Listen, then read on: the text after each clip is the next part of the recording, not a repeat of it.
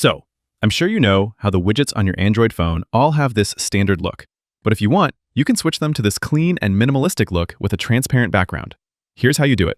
We'll take any widget and then tap and hold it to access the settings.